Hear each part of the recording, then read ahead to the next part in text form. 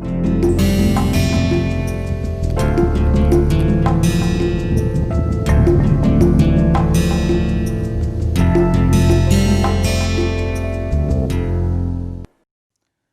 everyone, welcome. My name is Gopakumar. I am a physical chemist, an experimental physical chemist working in the Department of Chemistry, IIT Kanpur. I will be in this lecture discussing to you about surfaces and interfaces and its physical chemistry and also the physical aspects. And we will, before we go into the lecture, we will also have a look in detail about the importance of these kind of surfaces and interfaces. So, you would imagine that you are actually living in a world where interfaces are unavoidable. For example, if I touch both of my hands, you see I have formed an interface which is actually a solid interface. Or when I am sitting or standing in this room, there is air, for example, around us which is forming something again called a solid air interface. Or you jump into water or to swimming pool, you see suddenly you have formed a solid liquid interface. So, solid or solid liquid or solid air interfaces are ubiquitous in the current day or in wherever you are living.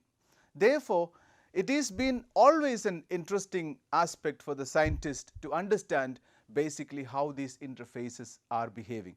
Are they slightly different from the solid itself, or interfaces are the same? And that is actually always a question that people asked around, and that is also where the surface science itself as a branch of science has emerged over the time.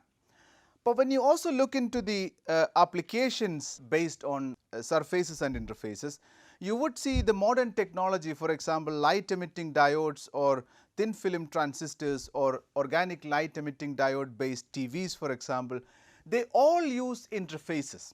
I will show you or demonstrate to you just by looking into a cross section or a schematic cross section of an LED, for example.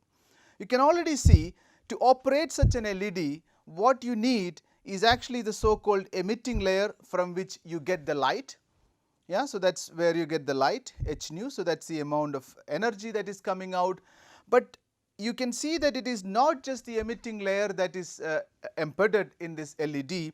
You have basically the Hall transporting layer, electron transporting layer, you have the metal cathode, you have the transparent conductor that actually act as the substrate to emit the light or through which the light is coming out. These kind of things are quite the components of a simple LED, for example. Yeah. That means you see how many interfaces that we have here. We have here about 4 or 5 interfaces that you need to create in order to make a small electronic device like an organic light emitting diode or a light emitting diode. So, you will see in the lectures that anywhere, anytime you would actually like to create some kind of an electronic device, you would require to create a lot of interfaces. So, that means even in technology or in the modern technology, this is quite important to understand how the interfaces are forming, the microscopic structure, the electronic structure and the chemical structure. So, these are the 3 things that we are going to address through the course. So, therefore, I have actually just divided our course chemistry and physics of surfaces and interfaces in this manner, where we will first look at the importance of the surface and interfaces. Then we will look into the microscopic structure of surfaces, clean surfaces particularly, and we will be focusing mostly on crystalline surfaces, and then we will actually just understand how to nomenclature, how to prepare reconstructions on surfaces, and then we will go to something called deposition of material on surfaces and forming something called an add layer or interface, yeah, adsorbed layer on top of a substrate.